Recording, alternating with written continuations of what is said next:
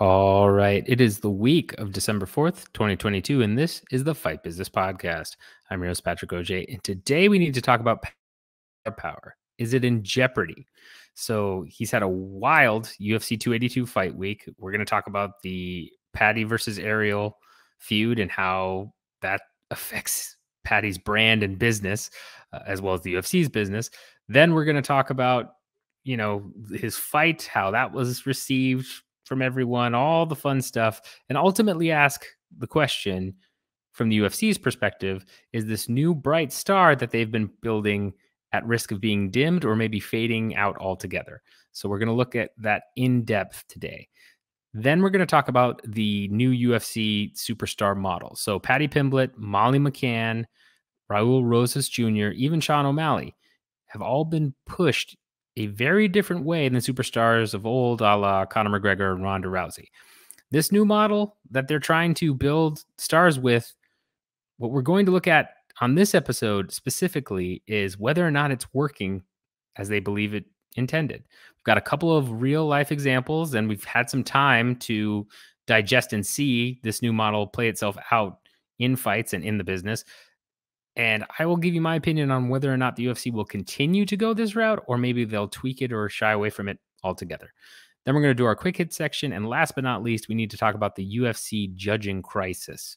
How bad will it get for the UFC? So if you missed UFC 282, you might want to pause this podcast and at least look up some news or watch those fights. If you're planning on watching them, don't want to listen to this episode because there's going to be spoilers. But the two fights that went to judges' decisions caused outrage on multiple fronts, and we need to look at the ramifications for the UFC from this, because I do believe it is big enough it's going to have quite an effect. So with that in mind, if you're watching on YouTube, like, subscribe, bell notification. If you're listening on Stitcher, Apple Podcasts, Spotify, what have you, always appreciate you guys. Timestamps at the bottom, and let's go ahead and dive right in. All right, so first up, we need to talk about Paddy Pimblett. Oh, Paddy the baddie. It's been a pretty bad week for Paddy Pimblett, depending on who you ask, especially for his star power. So to catch you up, in case you're not familiar with this, although I assume most of you are, Paddy starts this week, leading up to his fight at UFC 282 against Jared Gordon, having Dana White come on his podcast. And during this podcast, he just rips into MMA media, specifically Ariel Helwani, just really diving into him, just going after him. Then Dana White chimes in because Dana hates him. You've got people in the background laughing, which is a whole, like, what's going on? How many people are there? And they're just ragging on Ariel Helwani, something fierce. It's pretty bad. They went after him. So that happens. And then Ariel on his show spends an hour just with one of the best rebuttals I've ever seen, in terms of, oh, here's receipts of our messages. Here's what I meant here. Here's a voice message Paddy left me, all this stuff, and really making Paddy look pretty bad in the eyes of many journalists, myself somewhat included. It's hard to look at that and be like, oh, Paddy was in the right here when Ariel had those receipts. It's just tough to be on Paddy's side after that. And it seems like most fans also agreed, right? You had a lot of people saying, oh, Ariel, got him back pretty bad, all this stuff. And then going into fight week, that was what Paddy was asked probably the most, right? He had multiple interviews after that, and everybody kept bringing up, oh, the feud with Ariel. And you could tell Paddy was annoyed by this whole scenario. So that all happens. Then comes UFC 282 fight night against Jared Gordon. And this fight, which we'll get into later, Gordon is able to land multiple times on Paddy. Paddy, retorts here and there, but it's a much tougher test than I think a lot of Paddy Pimblett fans and some of the media expected it to be for Pimblett. And he ends up winning unanimous decision, although most people, including myself, believe he did not win that fight. I saw there's one scorecard out there media wise who scored it for him. The rest, no. A lot of fans, even his own fans, were saying he didn't win that fight. It was pretty bad. And then in his post fight Octagon interview and post fight presser interview, he says nope, definitely won the fight. Don't know what you're talking about. All this stuff. He tries to make a joke referencing part of the feud with Ariel and himself to Joe Rogan, which Joe Rogan just is deadpan. There's no reaction whatsoever. And he comes out of this looking not the best from a public perspective in a lot of people's minds.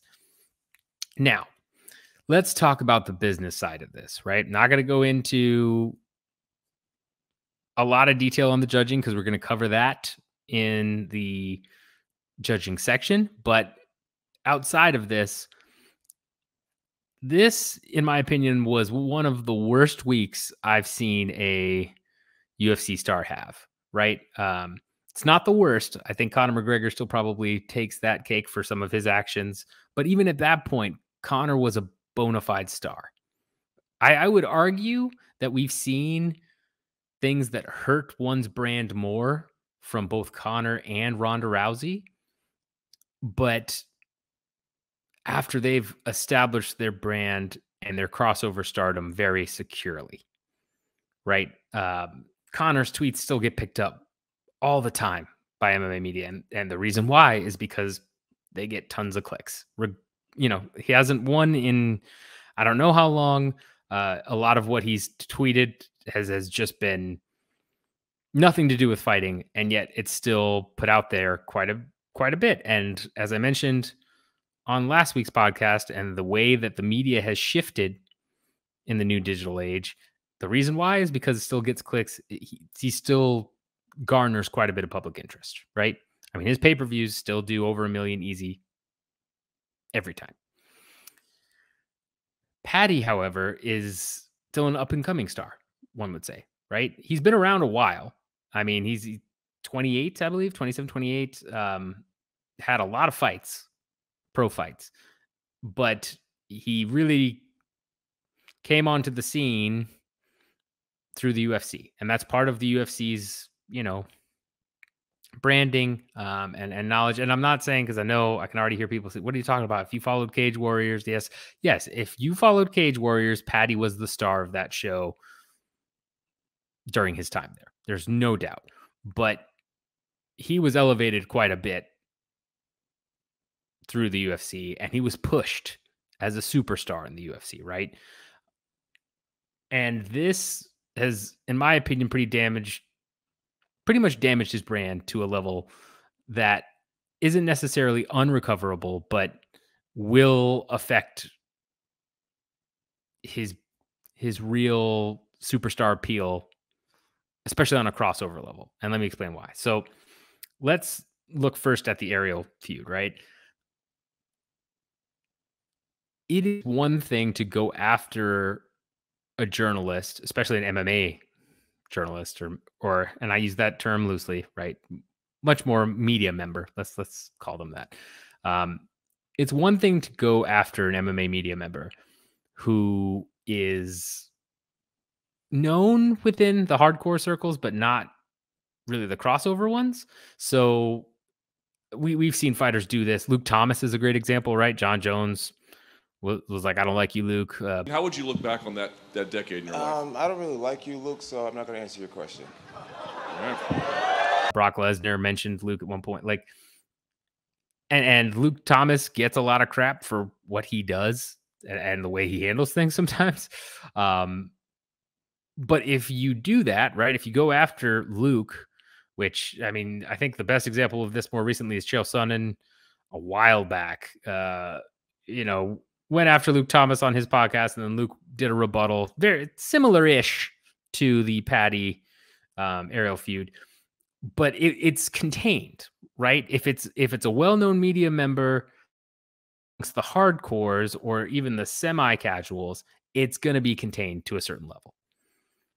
The jump from a hardcore or semi-hardcore fan to a more casual fan we've covered that multiple times here. The UFC has 7 different categories that they mentioned that we know of. They may have added more at this point, but 7 different types of fans that they use in customer acquisition. If you are hardcore, semi-hardcore, you're levels 1 and 2. That means there's still 5 other level of fan out there. And if you have a journalist who's known amongst 1 and 2, okay, it might circulate. And maybe if it's a real big deal, right? As long as you don't go, way off base where you go on, some type of tirade or say things that are so outrageous, then you get mainstream attention. As long as you don't do that, you're going to affect circles 1, probably affect half to most of 2, and maybe if it's a big deal, a little bit of circle 3.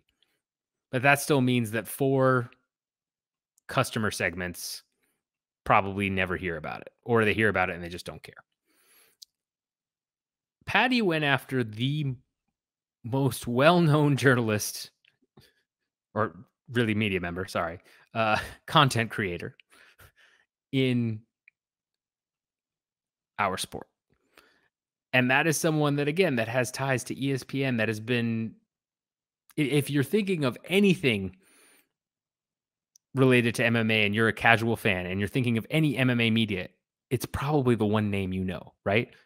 If you're somebody that watches Connor fights only, or 1 or 2 really big pay-per-views, if it like comes up and somebody asks you like, hey, do you know an MMA media member? It's probably the one that those people can answer. And not all of them will, but if they know any, it's going to be that guy. And so Paddy went after him. And in a way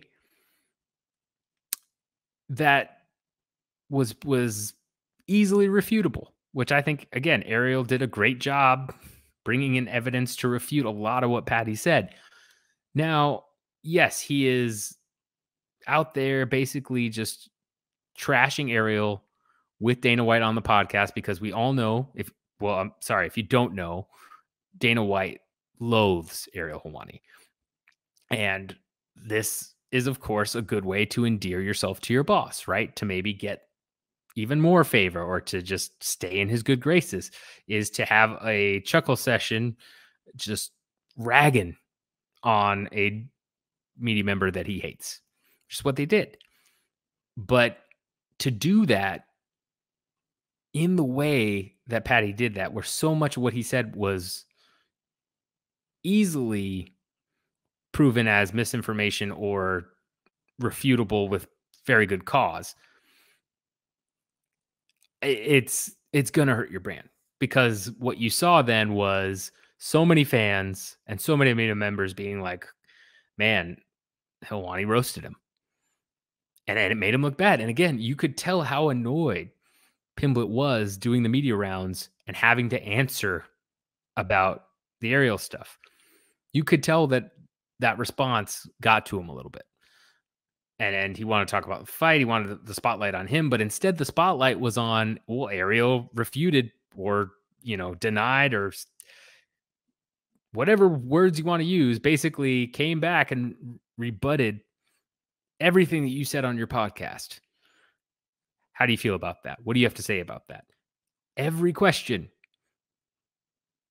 from every new journalist or media member in line for Paddy Pimblett, and I keep saying journalist, I know, it's just stuck in my head, especially with the whole feud.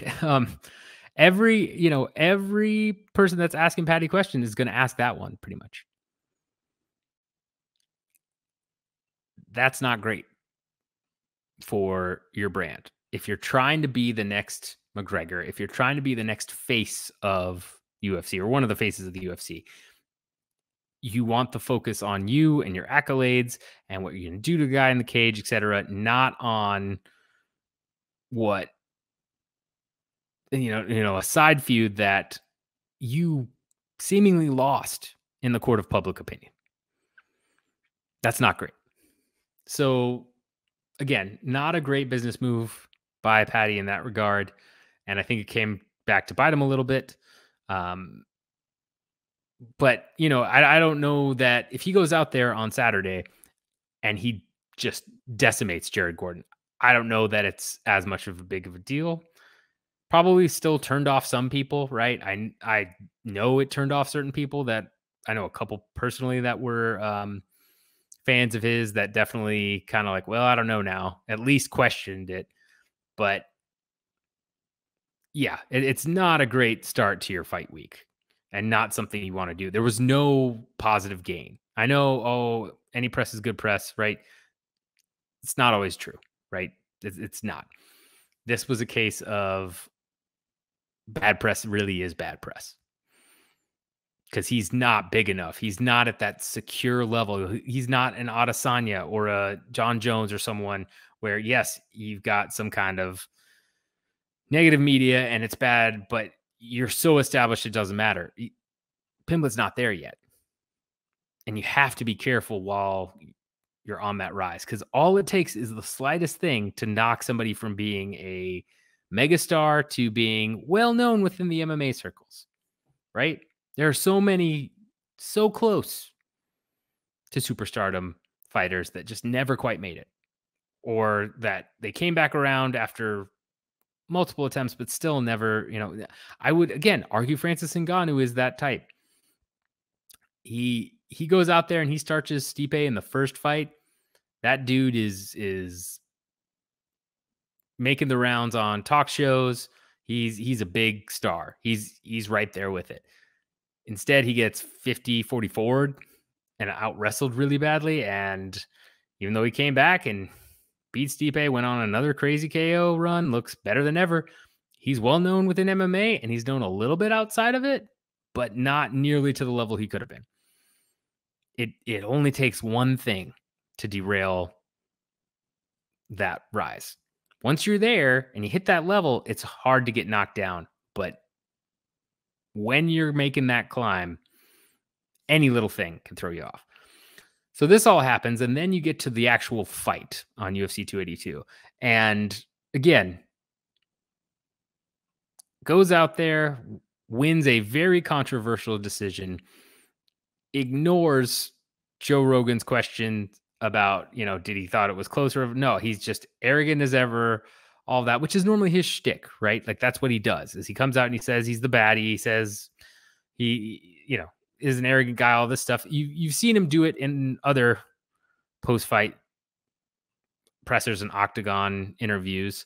I know he didn't against Jordan Levitt because he instead did a very gracious thing in, talking about mental health and all of that. But generally, he comes out there and he's brash and he's got that swagger and that's what he does. But in this particular scenario, with how controversial it was, that swagger just added fuel to the fire, right?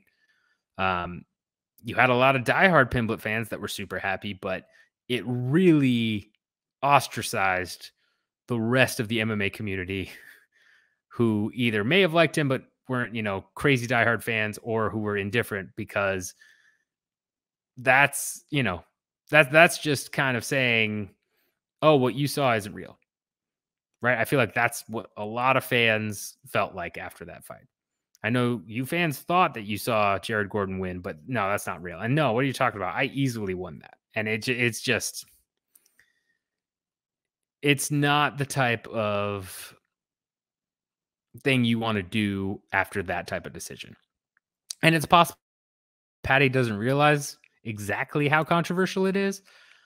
But if he has any sort of inkling that he should have lost the fight or it was razor thin, you don't go out there and do your normal brash, arrogant shtick, because it's not going to work and have the same effect as you think it will.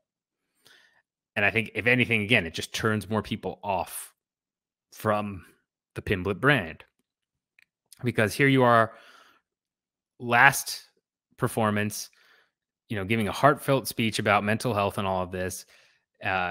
You're still this, Paddy the baddie figure, but then you go out and have that type of performance where a lot of people, right, thought that he was just going to dominate Jared Gordon, just like he dominated the other, Jordan Levitt and Luigi Vendrame, I believe. And all of that, right? You thought he was going to go out there and just dominate like he normally does. And that's a bit, by the way, the fact that I just said Vendor. Just very quick side note. When I do the pronunciation thing, it is a bit. I can't actually learn these fighters' names. All right. Anyway, but yeah, so you've got that type of post octagon interview, adding fuel to the fire. Then you go to the post fight presser and you do more of the same. You've got journalists asking you, just, thought it was close, whatever, and saying, nope. It says some very lewd comment to that. I'm not going to repeat his comment because we try to keep it PG-ish. But again, just more arrogance, which only adds more fuel to the fire. It says, no, I won. That's ridiculous, blah, blah, blah. This is the type of performance that can mess up your brand, right? You portrayed one character earlier on. You showed a lighter side of that character with your post-fight speech about mental health, but then you did a full-on, nope, I'm an arrogant jackass bit when, again, you probably shouldn't have won the fight. Like, if I'm Paddy, regardless of if I thought I won for sure or what have you, you're trying to be a star in the sport. And even if you thought you won, right? Like he says, he thought he easily won a couple rounds, all that. You can't be happy with that performance. And he definitely acted like he was.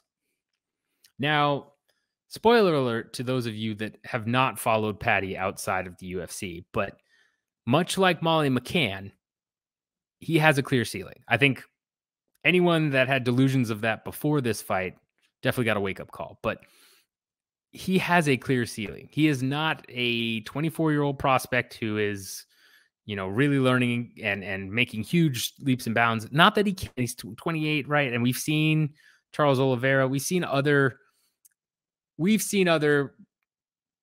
prospects, and I, again, use that term loosely given how many fights he has under his belt. But we've seen other fighters turn it around and then make a huge run, become champ, all of that. Of course, Paddy still has the ability to do that. But he has lost some decisions to people in Cage Warriors. One was a fighter that made it to the UFC and then washed out. And then another was Soren Bach, who I believe went over to Bellator. Pretty sure he went over to Bellator. And I believe he lost once, but I mean, he's solid. But either way, point is, these are levels of fighters where if Paddy really is that new hotshot prospect, he should be rolling through these guys, right? Or at the very least, showing off really impressive skills around them. Like if you end up losing to someone from a dumb mistake when you clearly have just all the talent in the world, especially when you're younger, that can be overlooked easily. If you end up losing kind of hard-fought decisions and then you're still making the mistakes that Paddy's currently making, leaving your chin just way out there. I said this during the Luigi fight. I mean, he got hit. Luigi couldn't put him down, but his chin is just out there. And at 155, are you telling me that Dustin Poirier doesn't starch him? I mean, most of the top 15 gives him problems. And a lot of people have known this or have thought this at least for a while, myself included. But there's been this marketing push and this buildup, which we'll talk about here in a minute. And the way that they've portrayed Paddy and built him up, a lot of people thought he was going to be, I don't know that we want to jump to the next Conor right away, but he was going to be the next version of that. And this performance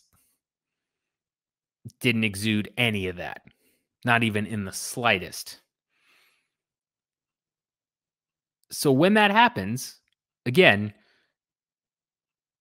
if Paddy goes out there and he says, man, yeah, it was really close. I just wasn't feeling it, or, he mentioned an injury at some point, right?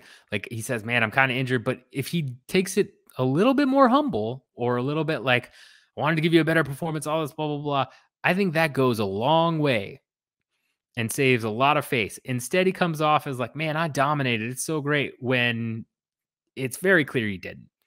And people start to think he's delusional, and they're like, what? And you lose the people that you've captivated with this character, which I don't know how much of it is an actual character versus that's just Paddy's personality. But either way, you lose a lot of the captive audience and a lot of customers, especially in the casual, semi-casual, the higher up segments, and even the hardcores, right? I mean, you lose a fair amount of them when you're talking like you're Conor McGregor, but you're putting on performances that are well below that, right? It's not like you're fighting the best in the world when you're doing this too. This is Jared Gordon, who I like Jared Gordon. I think he's talented, but this was never supposed to be anything more than a stepping stone for Paddy. And he really struggled. And we're not talking about another prospect too, where all of a sudden Jared Gordon's going to go on a crazy run right now and look phenomenal from here on out. We're talking about a kind of veteran stepping stone that would help build his star power, build his name, add to his highlight reel, all of that. And this was just not that performance. So overall, I think how much this affects Pimblett moving forward. Here's the good news for Pimblett is we've seen time and time again from the business side, right? That you can stumble and you can come right back and everyone will forget about your last fight, right? You're only as good as your last performance. We've seen superstars or champions where you forget that it's like, all right, a lot of people forget, like, well, GSP should have lost to Johnny Hendricks, according to most scorecards, right? People forget that. People forget that you've got these. Dustin Poirier just got murked by Michael Johnson before he went on his crazy run, right? People forget that stuff. You can make them forget it by going out there, adjusting your performance, building off what you've done. The spotlight being this much on Paddy, it's going to be harder for them to forget, but it's still doable. Adesanya has done it multiple times, right? He was struggling because he had so many boring fights in a row, but the first couple boring fights, people didn't mind, especially when he came out then and, would trash talk and do his thing and swagger. Like he had established himself enough too, right? Especially the way he won the title. He had a little bit more grace, but it's not the end of the world for Paddy here. I don't think. I think it's dimmed it. I don't think it's killed his star power, especially if he comes back out.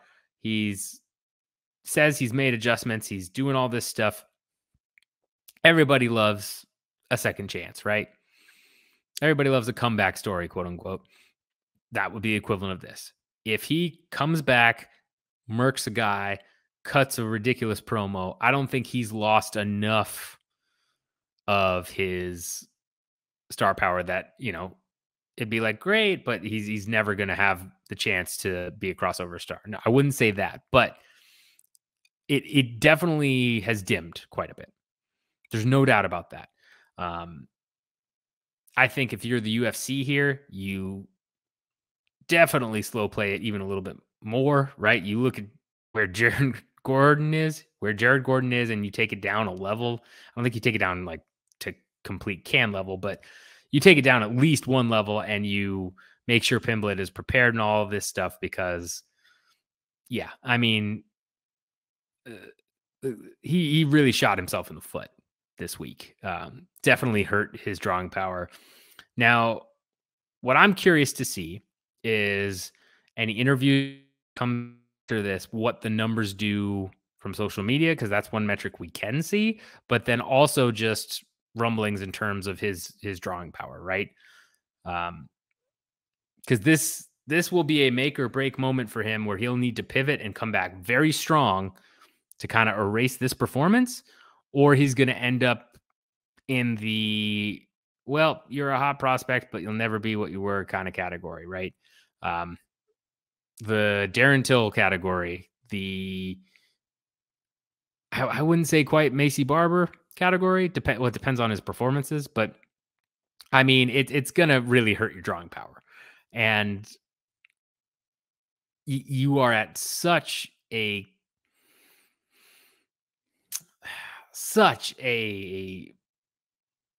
dangerous place in your career if you're Paddy, that you cannot afford to make another mistake like what happened this past weekend. Honestly, the Ankalaev Blachowicz scorecard helped because it took a little bit more of the focus off of him and more onto MMA judging, which we'll talk about.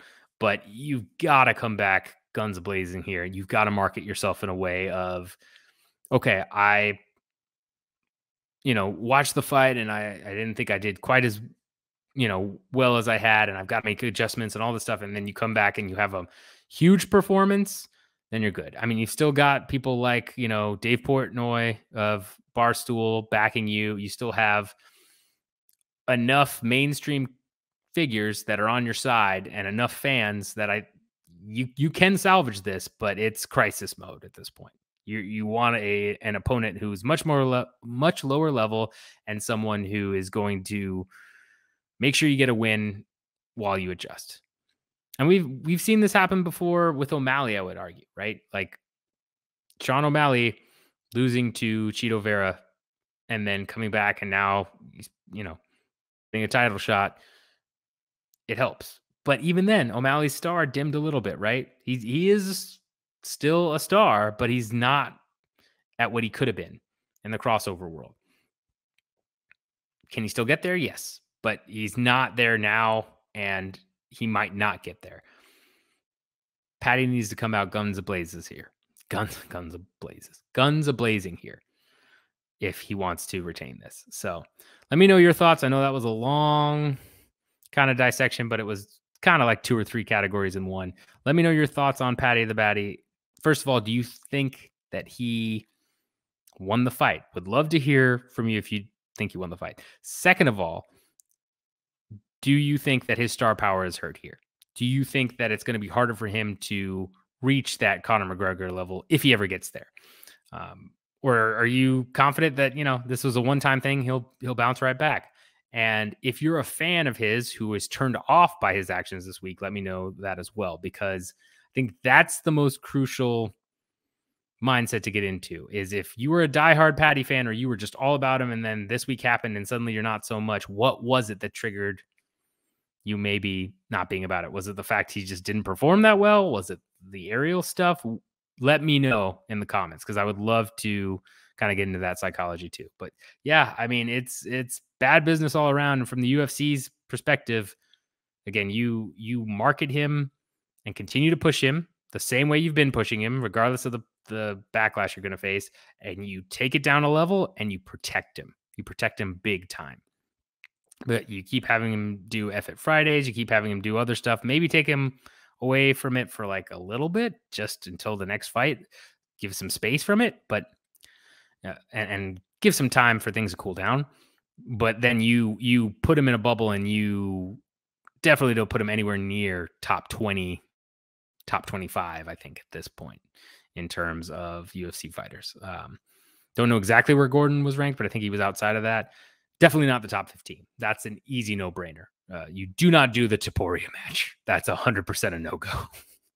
So yeah, that's what you do if you're the UFC at this point. All right, so speaking of Paddy Pimblett and that type of superstar rise, we've talked about it before on the podcast. UFC has a new formula, right? And that formula is a lot of heavy marketing, somebody with a personality or a story that really captures certain KPIs, key performance indicators, that the UFC has on their side. I'm sure they have a list of things they look for and metrics that move, which when they do, it's like, oh, this guy, right? If you trust me, they do. If you don't think they do, they definitely do. They are highly analytical. They are there's so much analytics and things in the background that people don't realize with this type of stuff that the UFC is into. And we've seen glimpses of that in interviews with Dana White, with Lawrence Epstein. Um, but they are just burning through big data to find the next McGregor or anywhere near him, right? Any person they think might potentially be the next McGregor, they want to market in a particular way. They want to protect a little bit, and they want to make sure is able to move merchandise and build a fan base. And so I would say that Sean O'Malley was probably the first example of this. And I think part of it was the UFC and part of it was Sean himself said he didn't want to, you know, fight ranked opponents for a long time until he was getting more money. So I think that kind of was a trial run of how this works, where O'Malley was extremely popular from the Contender Series. Um, then, built a following, was selling shirts all the time, had that personality, was starching guys, just absolutely starching guys. Again, named guys, even though they're old, right? Which is part of this model. Um, he was doing all that, and his stuff kept selling, and he kept moving big numbers. And so I think they kind of realized, okay, let's try and apply some of this to other people that may end up being like O'Malley or whoever. And so I think the formula right now, just to recap that, is you move certain metrics, you put on finishing performances, or at least fun performances. I wouldn't necessarily say they all have to be finishes, but they have to be like exciting wars or fights. You got to be like, whoa, like action fighter, right? Like Justin Gaethje, um, what have you. And you've got that kind of going for you. Once the UFC looks at those metrics, whether it's from Contender Series or what have you, and we know some of them are social media, don't know what the others are, but once they see that, I say, okay, we're going to start marketing him a little bit. We're going to start giving him some profiles, right? Some like behind the scenes profile stuff. We're going to push him a little bit in terms of maybe a brand sponsor we have or something, and see where that goes. And then if, again, all the metrics are moving the right way, you have that fighter that's the new hotshot prospect fight older vets that are either flailing, middling, or just almost on their way out of the UFC.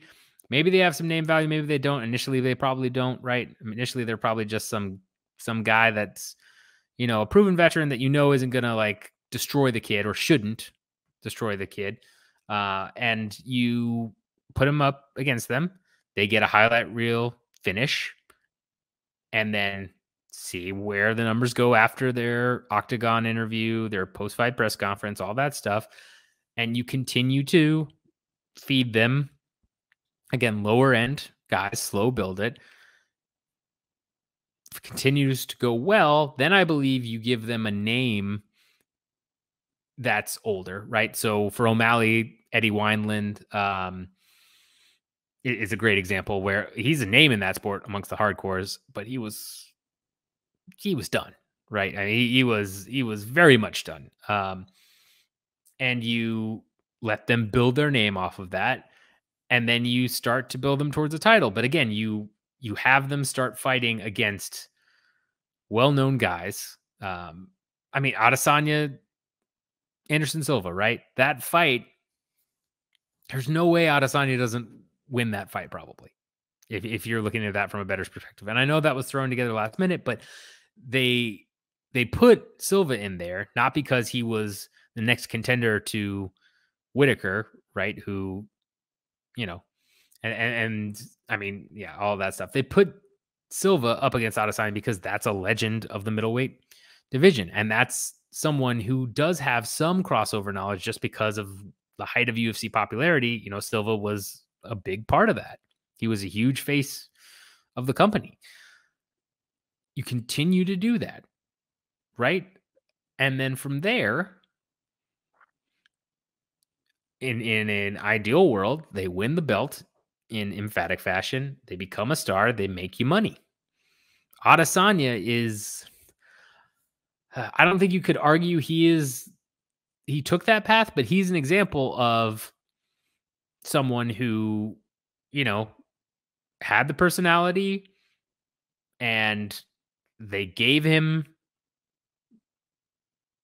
good fights on the way up that he dominated, then gave him Silva to boost his name, and then he went out there, beat the champ, and now he's a star. And I think the overall goal of this model is to do the same thing, but just with a slow build, so it can eventually become better, right? Get really good experience, and then end up winning and using that new star power that they've cultivated from the ground up to win the belt, sell a ton of pay-per-views, et cetera, et cetera. Now, the only prospect I would say that's been put through this model that seems to have worked or have worked for was O'Malley, right? And O'Malley arguably lost to Jan. Again, we're not going to get into that, but again, controversial scorecard where O'Malley was given a decision against Jan, but he looked much better than a lot of people thought he was going to look, right? And now he's on the cusp of a title shot. And if he wins, he could end up being another Adesanya in terms of drawing power. I don't think he'll be crossover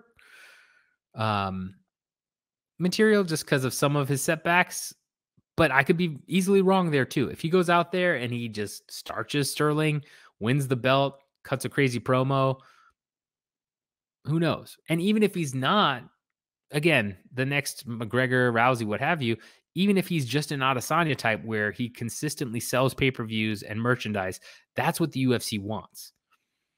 Disney is clearly unhappy with the UFC's pay-per-view numbers. They basically mentioned as much in their earnings.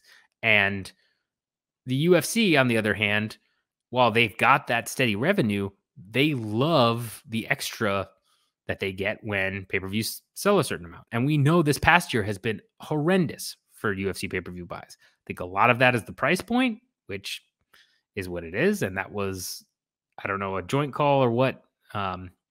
Believe it's more ESPN's call, but still, that's hurt buys. But then also you don't have a lot of stars going out there and fighting, right? Adesanya said that 281 was a million plus buys. There's no way that's true, or he thought it was, but there's no way that's true because if it was, we would have heard from Disney. It would have been leaked. It would have been a big deal because when it's a big enough number, it gets out there. That's not the case here. So pay-per-views are not selling as well as they used to be. UFC wants to make these new stars. This is a way to hypothetically do that. And if you look at fighters like Molly McCann and Pimblett specifically, where it's not terribly hard to see their ceiling based on their past performances, especially Molly McCann's, right? Like she struggled in the UFC initially. She lost to Jillian Robertson, Laura, that one I actually would have to look up the pronunciation, but Laura Principio, I believe. I botched it. I know, terrible with names, but she struggled with them. And then she comes back, kind of rides this friendship with Paddy into superstardom to the point where you had The Rock say she's going to be the future champ. You had a crossover star say like, oh, that's the future champ right there. Anybody that knows and has been watching Molly McCann knows that that's an outrageous statement. And then they gave her Erin Blanchfield, which I assume was the UFC matchmaker saying, okay, this has run its course because Blanchfield is a red hot prospect and was going to dominate her, or should have, which she did. So, but again, for a period of weeks, months, you had people believing Molly McCann was this huge potential superstar in the crossover world, right? The Rock says you're going to be the next champ. It's crazy. But that's part of the marketing machine. And in the UFC's mind, that is a data point that says, oh, this is working. This is exactly what we want. Raul Rosas Jr. goes out there. He's in high school, right? He's 18, wins his fight against Jay Perrin, which, again, 10-6 Jay Perrin, has never won a fight in the UFC, has not looked phenomenal at all. Goes out there, wins that fight, and had some people criticize some stuff. But then you have a response from Ariel Helwani that sums it up, where someone criticized and said, that guy hasn't even won a fight in the UFC. Like, what's the big deal here? And Ariel says, who cares? He's 18. That's crazy. It's awesome. That's the exact type of response the UFC wants. Is, whoa, you got this 18-year-old whiz kid just going out there. And I mean, my boy Drake Riggs put it very simply. Christian Lee, Angela Lee, and one championship. They debuted much sooner. Their youngest sibling, I believe, just debuted even earlier than that. Like, this isn't the first time someone's done this. And if you have the right competition, it's very possible for someone to win at 18, 17, right? It's, this isn't a 14-year-old whiz kid, which, I mean, they wouldn't sanction. But, yeah, I mean, it's this narrative being pushed, and it's being extremely well.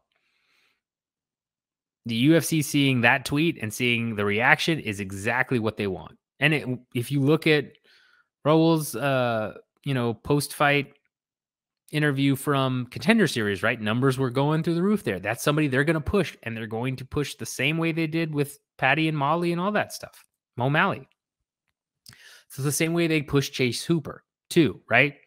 Dana White on record saying, man, the numbers for Chase Hooper were through the roof here, or whatever. Also a young up-and-coming prospect. They had the whole M&M's thing. They, pushed him in a certain way. He lost to someone that he probably shouldn't have in terms of the prospect building. And now he's kind of fallen to the wayside, right? I mean, he'll still, when he goes back out there, he'll be like, oh, Chase Hooper, he's a new hot prospect, or he's that prospect. And he'll still be considered that way. But, okay, that he didn't pan out the way that they promised him to, at least initially. Doesn't mean he can't come back and end up being, a very good draw. But, they put him up against Caceres, who is an established, well-known vet, which hardcore MMA fans, levels 1 and 2 of the customer segments know. And he got whooped, right? And he lost another fight too, I believe. Or almost, right? Either way, it's one of those things where when you have this model, you're going to have some that don't pan out, right? But this model is clearly what the UFC wants to do and what they're thinking is the new way to build a good fan base that could one day translate into pay-per-view buys. Because at the end of the day, it's also very important that this new model is really meant, again, to create superstars that can add more revenue to their bottom line. And I would say that Molly McCann, Chase Hooper, Raul Rosas Jr. right now are 3 where there hasn't really been any revenue added to the bottom line. Pimblett, because they've had because he was a big enough splash when he first landed, right? I think they probably got some deals out of that. I mean, if you're putting him on F Friday and you're doing all these other things, there's probably a couple of ways they've made some extra money just from Pimblett. I mean, I guess if you want to go through YouTube monetization, they've definitely made money on some of these guys in differing amounts. But to really affect the bottom line, to really make a big impact in the way the UFC wants, it's pay-per-view buys.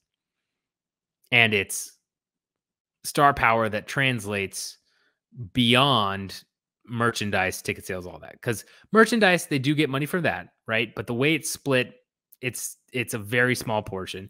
Gates are always near sellouts, almost regardless of what fights on nowadays, right? Especially post-pandemic. That may change in the future, but right now, gates are near sellout regardless of who's on the card. And again, we know small portion of their revenue. But the media rights deals and the sponsorships are what's really boosting their growth. And you're going to keep Disney happy, who wants those pay-per-view numbers up if you are selling a bunch of pay-per-views, plus you're getting your cut on top of it. You're going to attract a bunch of new sponsors with a new superstar, right? Especially if that superstar is from Liverpool and you have a bunch of companies in the UK who are like, oh, okay, you know what? Yeah, I want to get on board with this. Let's go ahead and figure it out. That's going to make big differences to the UFC. A couple extra thousand views here, a couple there, not nearly as much. So this is to set up a blueprint for eventually getting new superstars to replace the lack of a Rousey or McGregor or Jones or whoever during the heyday, right? Even Adesanya to an extent, right? Adesanya will retire one day. You have to replace him. Or if he falls off because he's lost to Pereira and it's caused a bunch of issues, same thing. You want to have superstars in your lineup to sell for your media rights deals and your sponsors. So I would say at this point, the model is working. They haven't actually had anyone filter out the way they want yet. O'Malley might be the closest. And if O'Malley ends up winning a title, that will be a real test. Like if O'Malley headlines a pay-per-view for a bantamweight title, the buys on that pay-per-view will be the first real test of this model in terms of actually impacting return on investment. But I think they're going to keep using it, maybe making smaller tweaks because, again, you had people convinced that Molly McCann and Paddy Pimblett were the next big stars. And I think people realize now they weren't. But Raul Rosas Jr., right? Jury is still out on him. And let's say he doesn't pan out. That's fine too, because the thought is eventually one of them will, right? What happens when you get the next, even Cody Garbrandt, right? Who ended up kind of being pushed as a star, huge immediate push to the title, and then he loses, right? But imagine instead if they had slow played Cody instead of having him fight number 11 and then fighting for a title. Imagine if they slow played him like O'Malley or Pimblett and then he goes on and wins the belt. Imagine what the numbers are then. Imagine how much his fan base is built then. And I think that's their thought here. And I don't necessarily think it's wrong. I think that's probably a smart play. Everything I've seen here is the marketing tactics have worked to convince people, fans, media members, crossover superstars that certain fighters are the next big thing, even if their tape doesn't back that up. And that's huge. That's a formula the UFC has been looking for a long time. So I think the UFC will stick with it. They'll continue to make small tweaks, but they're not going anywhere with it anytime soon. And I think eventually, whether it's O'Malley or it's someone else, we will actually see it put to the test and see whether or not it actually truly ranges outside of the hardcore buy rate, gets those big pay-per-view buys or not. It's going to be interesting. Let me know your thoughts on the new model. If you think I'm right, if you think my model is off, happy to talk about it. Happy to hear your thoughts. But yeah, I think this is going to be something the UFC sticks with for a long time. All right. Well, since I rambled and ranted a little bit on our last two subjects, I'm going to make this the shortest quick hit section, I think, of any podcast I've ever done. Let me know if it's not. First, we're going to talk about One Championships television deal with Channel 7 in Thailand. I think it's a good deal for them, expands their broadcast reach some more. It's another sign that they're getting growth that they've been after for a long, long time. It seems like Amazon was the first domino to fall, but a lot of other things are coming in place. Again, don't know that it will put him in the black, but it's another good sign for them that they're moving in the right direction. And then the only other thing I've got is in an update to the James Krause betting scandal. Alberta did reinstate UFC betting. Ontario has not. So apparently Alberta was satisfied with what the UFC did there.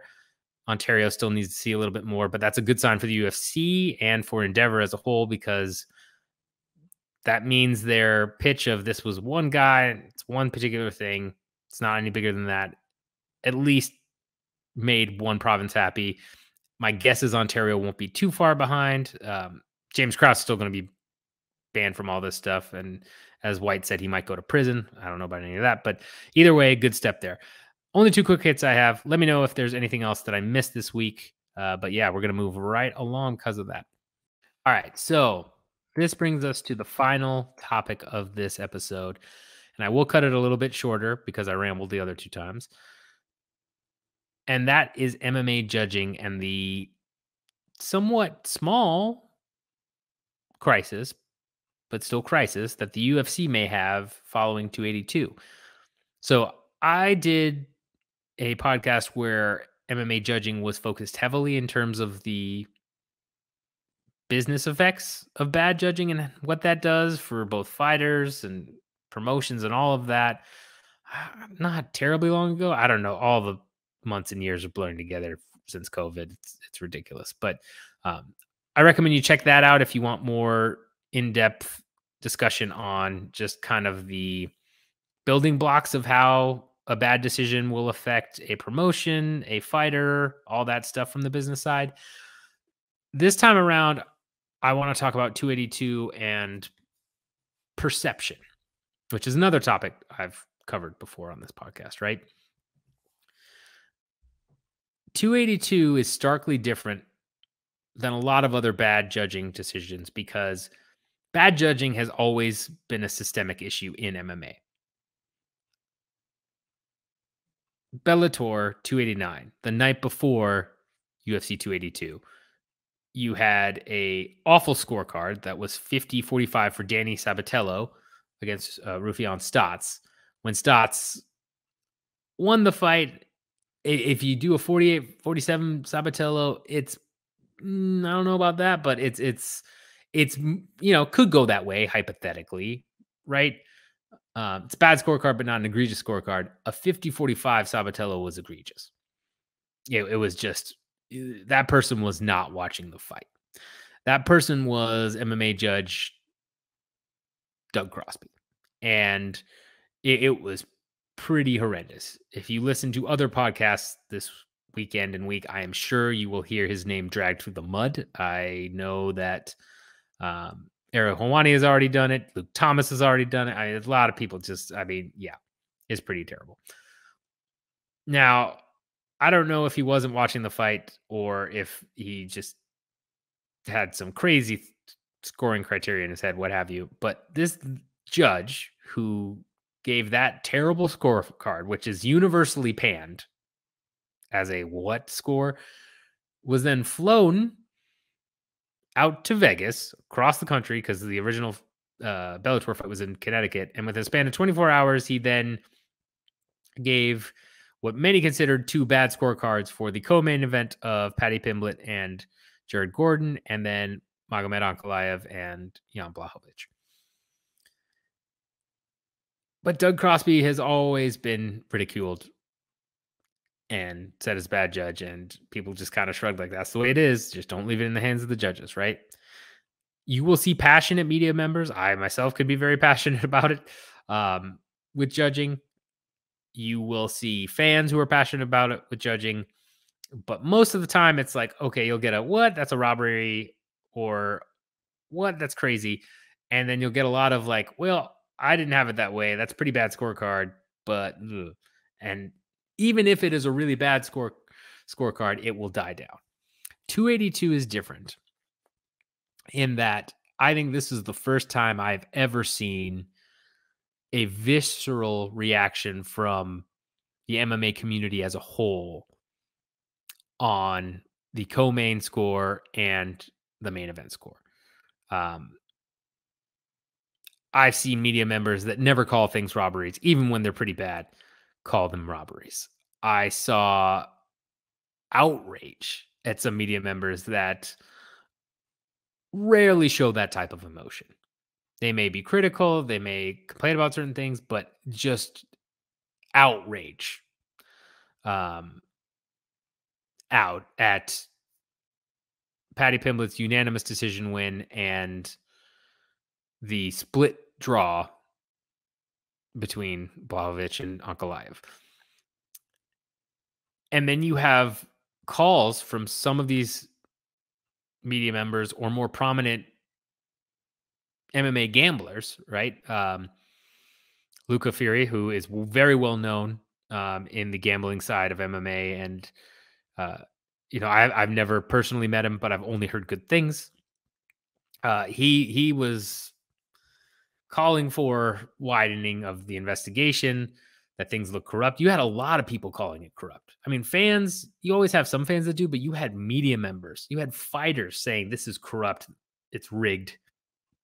Don't spend any money on betting in MMA, etc. That type of reaction is a crisis.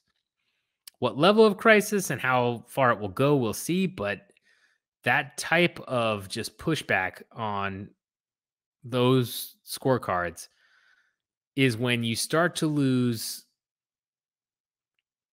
You start to have fans, whether correctly or incorrectly, lose the belief that the system is fair. And even if the system is completely fair, and this was just terrible judging by 6 men that didn't know what they were doing. And I don't know that, again, if you go look at individual scorecards, it's not all 6 of them were pulling crazy cards out of their butt, right? Some of the scores are very justifiable from individual judges. But if you look at the outcomes, the perception is now that the UFC might not be on the up and up. And I don't know if it was kind of preempted by the James Krause betting scandal and then the UFC's reaction to that, where he was blackballed and, there were eyes on it. And because that did, seep a little bit into more of the mainstream because it got provinces involved. It got state commissions involved. It got the attention of, certain people that are not normally in the MMA space to start to look at that. That's a big deal. So I don't know if it kind of, preempted all of this and then set the stage, so to speak. But when you have fans and media and fighters all together, almost all unanimously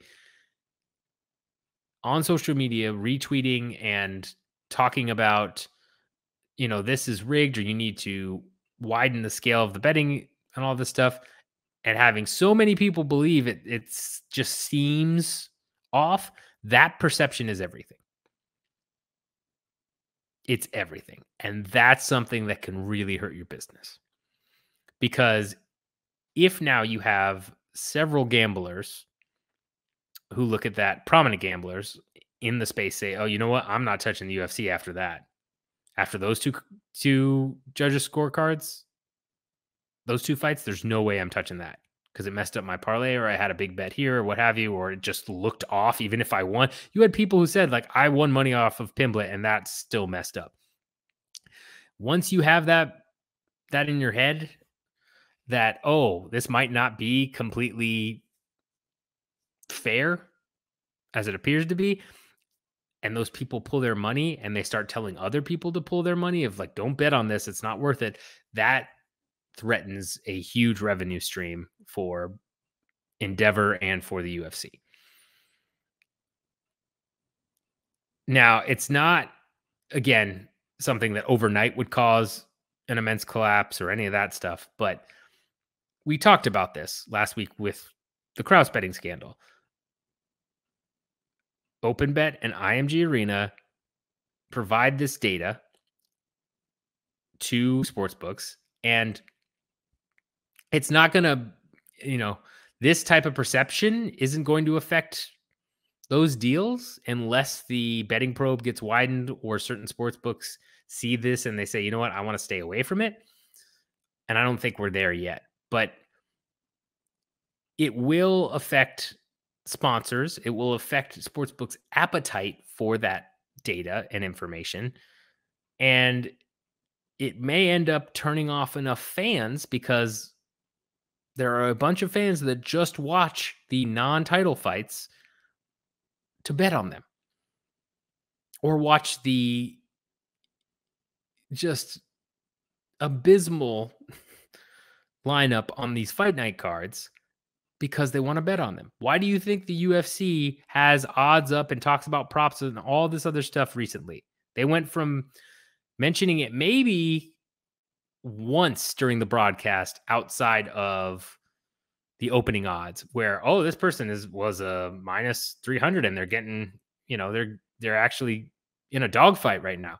That might have been the only time they ever mentioned live odds, to now we see opening odds, we see props being called, we see, oh, you could get the 31,000 parlay for underdogs or 6 of this many underdogs. You have several betting shows that are based around this. It is an ecosystem, and it's something that the UFC wants to keep pushing and wants to keep monetizing.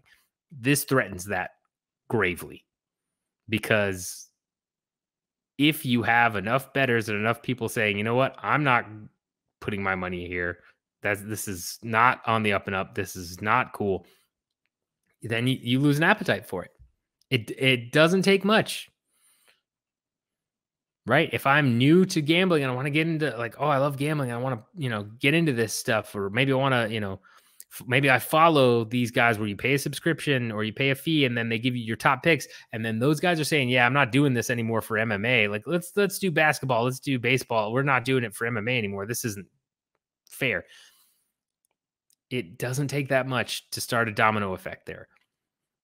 And again, it's not going to kill the UFC or Endeavor overnight or anything, but it hampers and hurts one of their revenue streams, and a stream that they clearly are putting effort into growing. Because suddenly, my guess would be, especially on some of these fight night cards where it's almost all contender series guys, and then maybe you have a couple name value in the hardcore circle, in the main and co-main, you might suddenly see a big decline in viewership on the ESPN Plus side if gambling stays away. I would not be shocked. And if that happens, well, then suddenly ESPN is upset because why are these numbers declining? Well, okay, media rights deal is up. Well, your numbers for your fight nights are down 24% year over year. I don't know that we want to pay you an extra 100% of what we're paying you now. Let's make it 30. And it's a domino effect. And the problem that Dana White furiously mentioned, because it clearly got under his skin. If you watch the post-fight presser, I mean, man, he was fuming about a lot of stuff. The betting stuff got under his skin, and then the way the fights went, he was not happy. Well, what's the UFC going to do? We let these guys know not to bet on fights. Do you know what the outcome of this is? Like, if I penalize them, you get cut. They're going to go to fucking federal prison. Federal fucking prison. If you're that stupid and somebody else wants to do it, knock yourself out. There's not enough money in it to ruin your life and not go to jail. Go to federal prison. Working with the Nevada Athletic Commission to improve the consistency and quality of judging. We've been doing it for years. I mean, for 23 years we've been working with these guys on that stuff. But it's not just the Nevada State Athletic Commission. It's other commissions when we go places. You have, I haven't said this in a long time, so things must be better. Don't leave it in the hands of these judges. Don't go out in the third round and think you won the first 2 rounds and push a guy against the cage when you were doing great in the fight anyway. You already were doing great in the fight. Go out and fight the third round. But if you look at the response of the UFC, right, they can't control the judges. Don't leave it in the hands of the judges. And Dana White tried to position it as, oh no, Gordon should have fought better. And, that fight was just ridiculous. And we've had bad judging, but it's kind of whatever because, he said he tuned out in the main event in the third round. That's not great. Not great at all. And when you can't control that outside factor, which again, we talked about in the other podcast, it can come back to bite your business. And in this case, judging has come back to bite the UFC pretty badly off of 282. Now, I don't think that they'll necessarily announce that they're going to reform things or whatever, because, Nevada, that I really doubt that they're going to come out with a mea culpa here and all of this.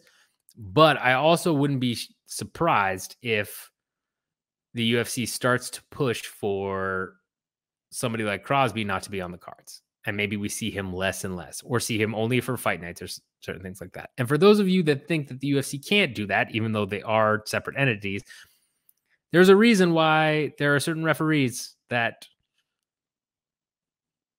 Dana publicly bashed and said, oh, we don't ever want them fighting again. And then suddenly they never refed a MMA card for the UFC again. They refed other places, but why off the UFC? Well, it's supposed to be independent. Is it now? Lots of political ties, an insane amount of political ties between athletic commissions and MMA promotions. I think Luke Thomas hit the nail on the head with his most recent video in terms of talking about, the influence there and how there's just enough shown to you where it looks like, okay, this seems given enough information to the public that, okay, we have some idea, but there's a lot of things on in the background, right? From my experience in government work, I will tell you that is not uncommon at all. I knew someone on the Illinois Athletic Commission once upon a time. And yes, it's very political, like a lot of other state entities. So wouldn't shock me at all that certain things are maybe influenced, even though they shouldn't be, because, again, you're trying to get revenue for the state by holding events there in your state, getting that extra, all the tourist revenue and things that they tout, like, oh, UFC coming here brought us this much extra boost to our economy, blah, blah, blah. And then it helps politicians get reelected, et cetera, et cetera. Fun old politics. Then you get into the realm of politics. But yeah, it's a scenario here where I think something has to be done from a business perspective, some type of damage control, because that type of reaction, someone very close to me who is a fan of MMA, but I would say is a UFC fan, and doesn't watch all the fight nights, watches when they can, but they're more of the semi-hardcore type, remembers things, remembers names that a casual wouldn't know. Their reaction was like, man, that just, to boil it down, their reaction was essentially like, this is the stuff that makes you lose faith in the sport, is what they said.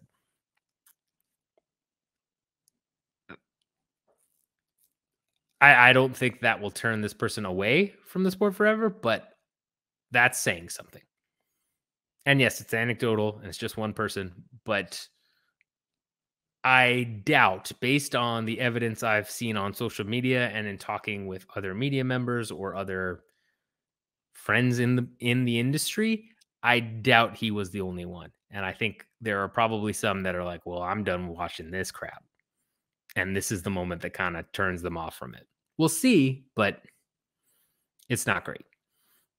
So there has to be some type of damage control, I think. I think if you have any bad judging going on in this last fight card of the year of the UFC, luckily they get a break, so there'll be some space here. But if you have any bad judging that happens in this last fight card, I think then you're in even bigger trouble. So I think you, at a minimum, you keep away Crosby from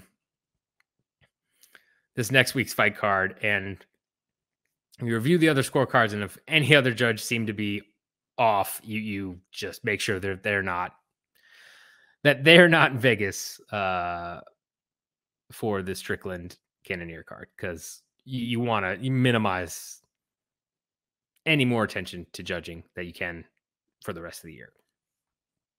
And then, depending again how long and how sustained this backlash is, you maybe look at announcing like, okay, we're going to start training people, or you, even if you're the UFC and you come out and say like, look, they need to do better and we want them to do better, and you make a big statement about it and a big huff about it, even that deflects it from you, right?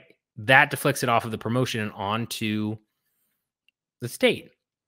Now, depending on your relationship with the Nevada State Athletic Commission, you maybe don't want to pull that too much, but if you have the leverage there, which I would imagine the UFC does have more of the leverage there, a really good damage control technique here is you make a big stink about it. You say it's, ridiculous that they were scored that way. They have to do better. You make a big fuss and you deflect it from the promotion to the state athletic commissions. It's going to be very hard to do that now, given Dana White's initial reaction in the post-fight press conference, but you still could do something to that effect, especially if you had somebody like Hunter Campbell or Lawrence Epstein come out and say it and make an official statement on it.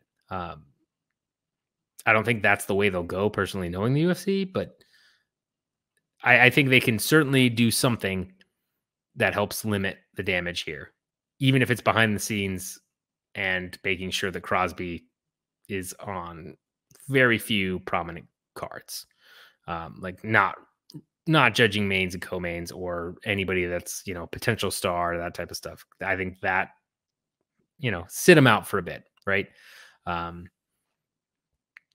But I mean, then again, we see this in boxing all the time. You had Adelaide Bird get officially reprimanded and basically sent to be retrained or off of cards for a long time, then came back and was on MMA cards judging and doing boxing again too, right? Could just be a waiting game. Luckily for the UFC, they've got a big break coming up. If they can get out of Cannonier Strickland unscathed, they'll be all right. But still, that visceral reaction, oof, that's not something you want to see if you're the UFC. And even if this blows over quickly, it's still a mini crisis. I guarantee there's some sort of mini war room or what would be a mini war room where they're talking about this stuff. But I also don't think much is going to change, as others have said. The relationships would really have to fray between the UFC and athletic commissions, or there would have to be a big enough scandal or focus from a more mainstream source to really push things to change, right? A la Nick Diaz trying to be banned and then tons of people getting involved and the backlash being so great. Cher coming out and being like, free Nick Diaz. Right. That would have to be the push there. And as UFC has grown in popularity from the pandemic, there is more exposure there. So that's something the UFC has to be aware of as well. But yeah, I think for the most part, they handle next weekend. They get out of there unscathed, and then they take the break internally, maybe make some changes and go from there. But I would also encourage listeners to listen to something that Aaron Bronstetter, friend of the show, put up recently, which is Doug Crosby, this judge, talking on an old episode of the You're Welcome podcast with Chael Sonnen, it's not that long ago. I mean, the topics include, is flyweight division going to go away or not with Demetrius Johnson, all that. So, 3-4 years ago, something like that.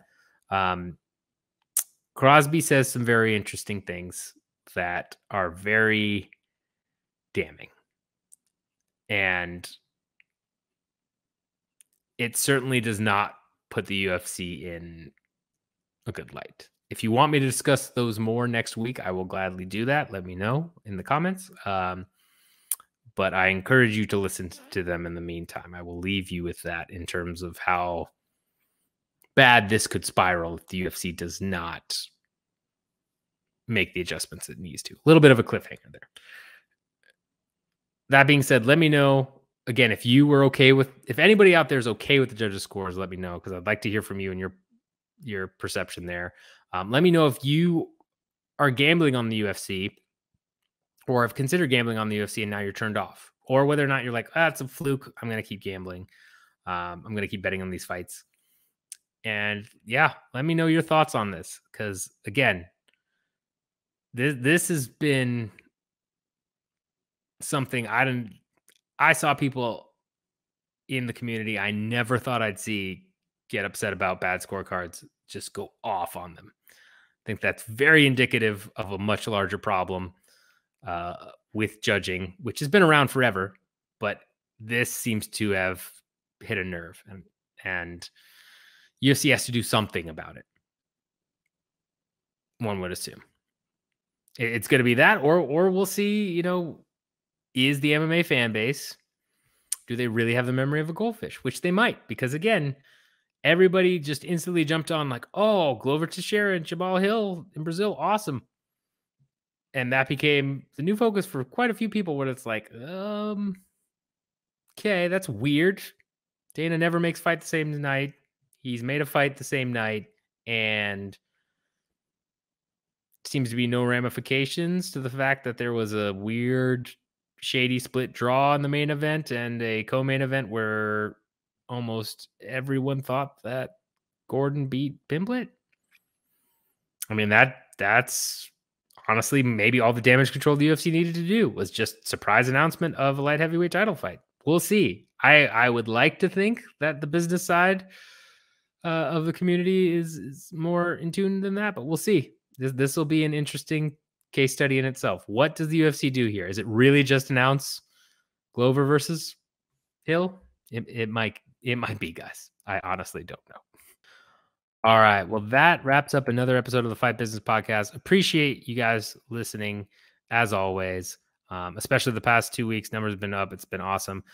Send me questions. I know there's one person I didn't get their permission to give their name, so I'm not going to say it here, but they did send me a question. I touched on it in this episode, but it didn't answer it in full. I promise I will answer the other pieces of it next week.